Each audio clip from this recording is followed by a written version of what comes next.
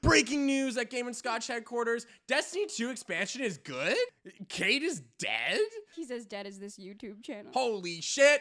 Stay tuned. We got our correspondent Christina here. Cue the clip.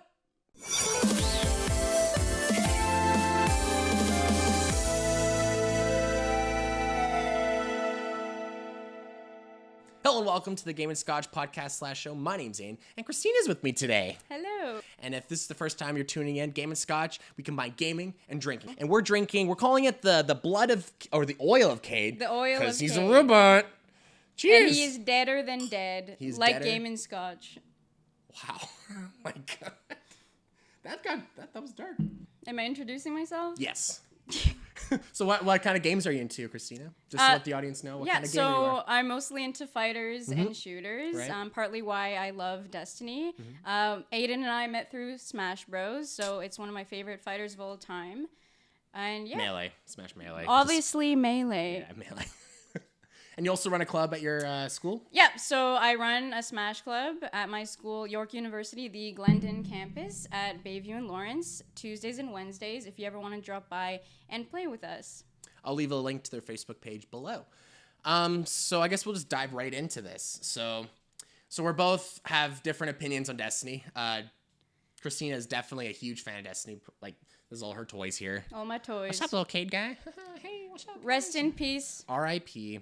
And I'm not the biggest fan of Destiny. I played the vanilla version of Destiny 2. Like, I played through the campaign, and just because my friends were playing it. But it's really interesting to hear that Forsaken is finally the game that people wanted at the very start. So Christina's going to be here to talk about that a little bit. So take it away, yo. Yeah, so I feel like Forsaken, we finally reached a sequel here. Like many fans, I wasn't a fan of Destiny 2 vanilla. And it's really unfortunate that, you've only experienced the vanilla, the base games of Destiny, and it's just sad that there's all these preconceived ideas of what Destiny is when you've only experienced this side of it. Right. I really like Forsaken. Destiny is a game with a million facets. There's just so much to do, and it's really just a polished version and what we should have had on release. Yeah, that's great. Because I heard the other two expansions were less than, people weren't too happy about them. Yeah, so there was Curse of Osiris and there was Warmind. I didn't play any of those because I was completely turned off by Destiny 2 vanilla. I thought it completely under-delivered. So I played it. It was so fast-paced. I finished the story and I just put it down. And I think many fans have the same opinion as me. There was nothing to do end game there. It's I played through the story. I did the campaign. Okay, thank you very much. I put it down. There was nothing else for me to do. Right. And the other expansions just had nothing to offer. I wasn't interested. I wasn't intrigued. It looked like they only offered a few new weapons, a couple new quests, and that was it. And I wasn't interested. Whereas Forsaken here, I'm going to start off with the campaign. Yeah. There's something for us to latch onto because as we saw at E3, the heart and soul of Destiny, Cade 6, Nathan Fillion, dies in the first 10 minutes. And we see that at E3.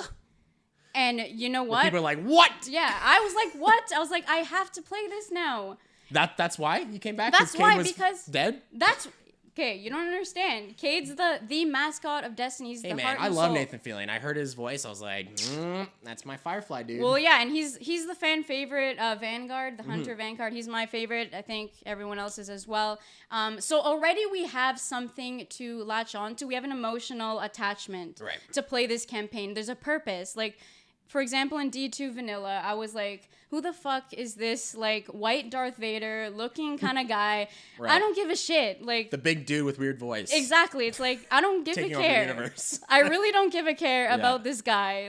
There was nothing for me to go back to, whereas now I have my boy Cade, and the whole thing is your guardian's so fucking mad, you want to avenge your boy. Right. And that's the whole plot of the campaign. And there's quite a bit of content I've been hearing. Yeah. So there's a main campaign, and then I'm assuming there's raids and strikes there. Yeah, for sure. Okay. So like I said, Destiny is a game with just a million facets to do. Right. This campaign, I have to say, is one of the tightest narratives that Destiny's ever produced. It's highly cinematic. There's so much to do. Every mission is different. You're doing like one mission, I was like in a tank the whole time. Right. The other one, I was just like in this little like pike, like shooting shit. It's all different. It's all fun. Some of them had little puzzles to do. Oh, cool. It's just highly dynamic. So it's actually like an adventure mode. Because like my whole thing with Destiny, especially playing the campaign, I was like, you go in a room, kill a bunch of dudes, go to the next room, kill a bunch of dudes. But like it sounds like this one more has like an adventure, and there's like, you know, you're in the world. It's way more dynamic too. There's more things to do. Every mission is different. Like I said, there's a purpose. You're trying to avenge your favorite character. And it's also it's gone back to its roots in that it's darker. D2 Vanilla, I don't know if you noticed, they like threw in all these random comical things that just didn't work. Like it felt like a bad Marvel movie. Like I felt like the Cade was like the only thing that worked. I felt like watching the campaign. I was like, yeah, I relate to that character. I like him. And where's Master Chief at this point? Is he? I'm kidding. Yeah, I remember when Destiny 1 launched, and I picked up like the Taken King bundle thing. I couldn't get into it. There's something about the grind that I just just wasn't like, I guess, driving me to keep going. And I thought maybe I just don't like games that you kind of grind out stuff. But then Monster Hunter came out, and I've been playing that. It's almost been a year. I'm still playing that game. Yeah. What kind of brought you to the franchise? Like what got you into Destiny, and like what am I missing? Well, like I was a fan of Halo a long time ago. So, I saw this, Bungie, okay, cool. I want to see what that's all about. Anything sci-fi-esque grabs my attention, of course. FPS, the MMO elements are also really cool. There's a whole it's a highly loot-based game, and obviously the grind is not for everyone, but I personally don't mind the grind in this game because I always feel like there are rewards that are worthwhile. Right. And it's highly rewarding when I'm grinding so hard for something and I get like something great. Yeah. There are also new supers now in Forsaken where there's a bit of a grind to get them. Okay. But I really don't mind it because even after you finish campaign, you have to unlock your new super. Yeah. And it doesn't feel like such a tedious grind to me because the reward is so worthwhile. And if I'm doing something that's pivotal to the game, like this far in, this many hours in, it makes it worth it and it makes it fun. So I don't mind grinding in that respect. In D2 Vanilla, there were no random rolls, meaning that every gun was the same. It was static. There were no perks. Well, there were perks, but they were all the same. In D2 Forsaken, they've added random rolls, which is a thing that was pivotal to Destiny 1. Pivotal. It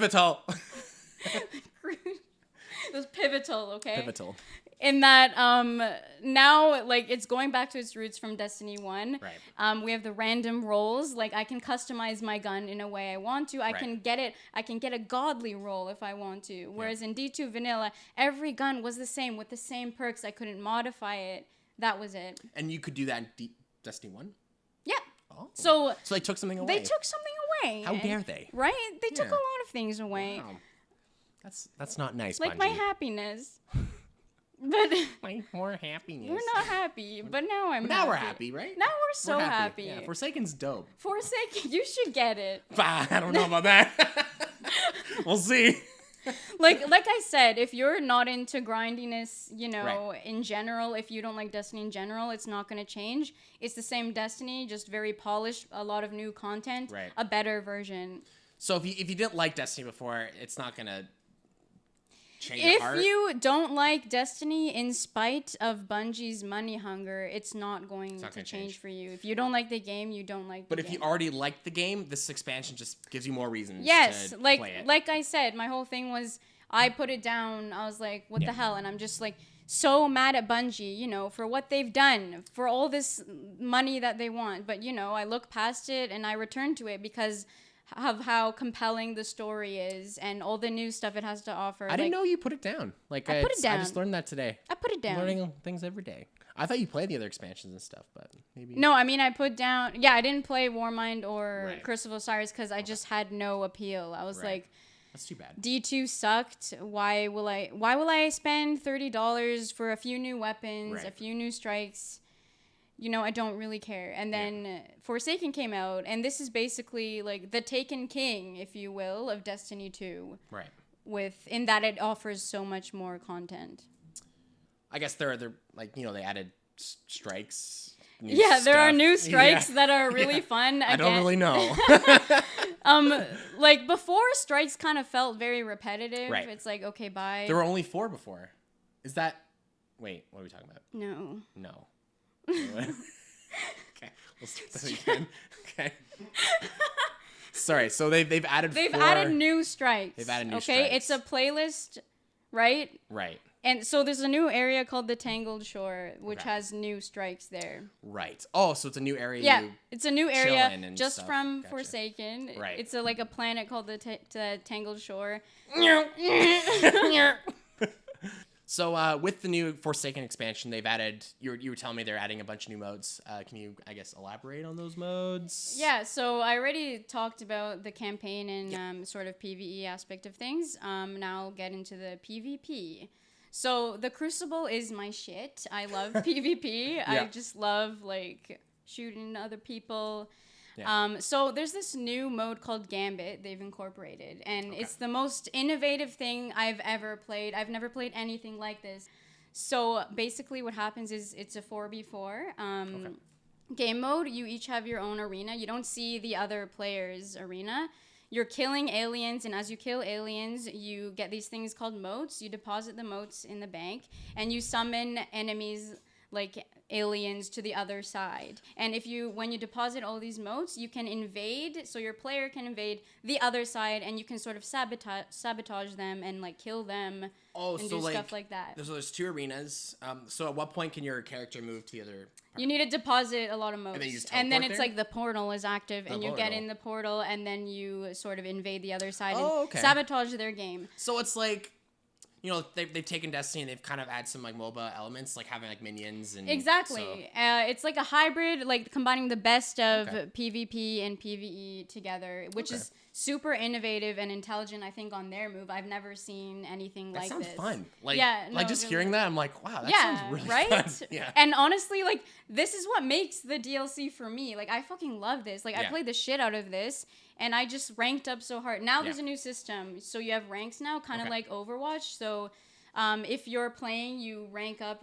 If you don't play or you lose, your rank goes down. So it kind of has like the same kind of system that Overwatch has there. Oh, nice. So that's separate to the other Crucible stuff. Like no, all of Crucible you have ranking. Yep. So there's a Gambit rank. Doesn't matter what mode you play. Exactly. You have a Crucible rank, and it's separate. Oh, very cool.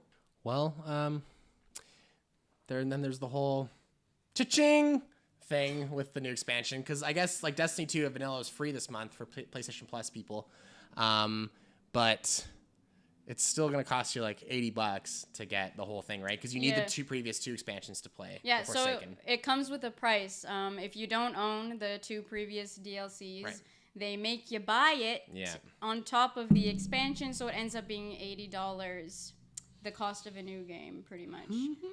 So, honestly, like, if you're on the fence, should I get it, should I not get it?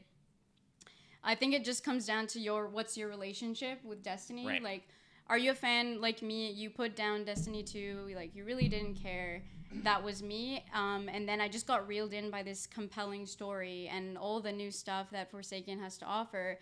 I bought it. I did spend the $80, and you will not be disappointed if you're a returning fan. If you're just not a fan of Destiny, which it sounds like you're not, in spite of this money hunger that Bungie has, you're not going to like it. It's the same old Destiny. It's just there's just a lot more content, a lot more stuff to do. Right.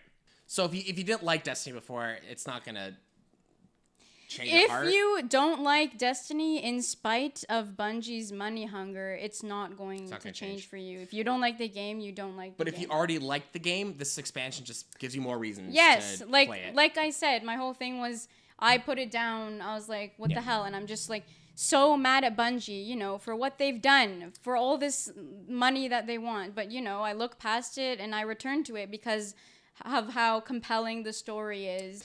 So I guess... You know, Christina wants to also hear my perspective of Destiny as a franchise, as it continues to add new content and stuff.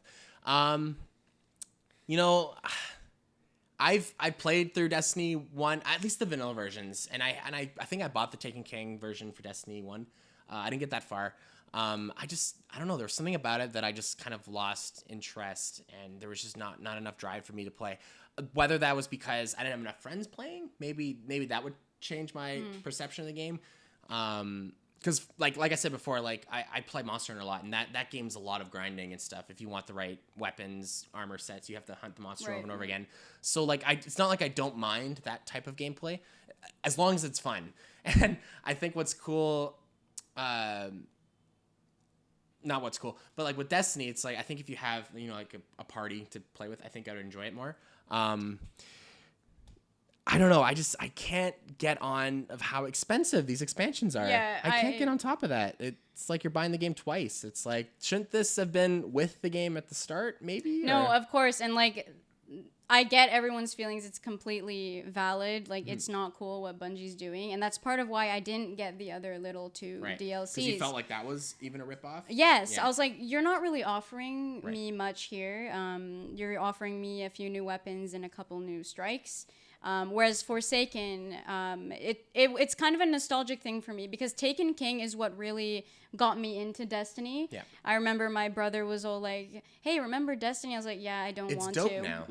And then he was like, it's so cool now. And I was like, oh, shit, okay, I'll play with you. And I just have this nostalgic factor with Taken King. I had so much. I was like, this is actually dope. And me and my brother, we would play like endlessly together, and it was so much fun. So friends do definitely add to the experience. But I have to say, playing Forsaken alone, I have a great time. I don't mind the grinding aspect of it. Right. Like I said, with the new supers, I feel like I'm working towards something, and there's a good reward in the end, and I feel accomplished. In that regard, I don't mind playing alone, and I feel like it's worthwhile, and I don't mind the grind. I just find there's a few other games that give these. Like, I don't know, I keep comparing it to Warcraft. Maybe it's not fair to compare it to Warcraft. Yeah, I mean, like, this is mainly an FPS. There are MMO elements, but it's not... Right. I just mean in terms of, like, how they release their expansions. Like, Warcraft waits, 2 years. However, people argue, like, well, you're also paying $14 a month. I'm like, well, you're also paying PlayStation Plus. You're also still playing. So it's like... I don't play Warcraft. But I compare the two. I just can't help it. No, so, honestly, I completely acknowledge your thoughts with the whole monetization with Bungie. Like, I get it. It's completely valid. But it's also valid if you're a fan and you want to keep playing, And that's the thing. Like... And before we shot this video, I kind of had to just rethink. I'm like, oh man, I don't want to come into doing this video being like, oh, Destiny sucks. It's expensive.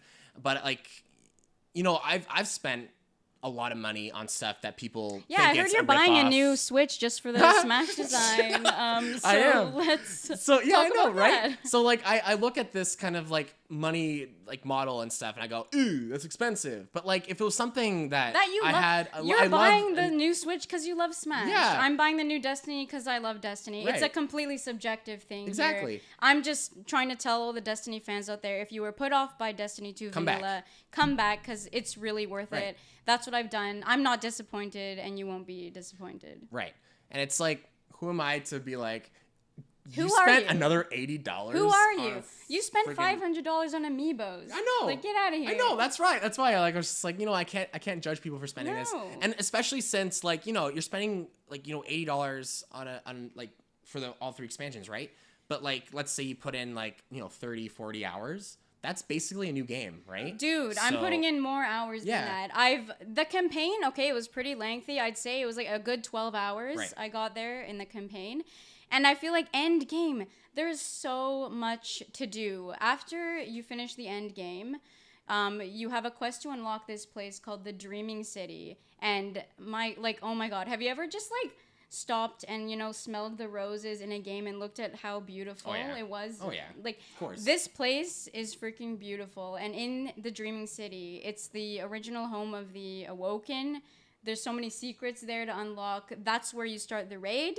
I'm nowhere near powerful enough to attempt the raid, so there are just all these incentives to do end game. Exactly. Yeah. And which D2 Vanilla really lacked. There's nothing end game.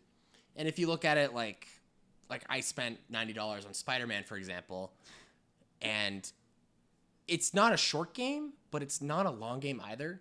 So it's like, we're from Canada, so our games are $79. So I spend with tax like $90 on Spider-Man. Then I look at, Destiny 2's expansion. You're probably spending a lot more time than I would have done on Spider-Man. For sure.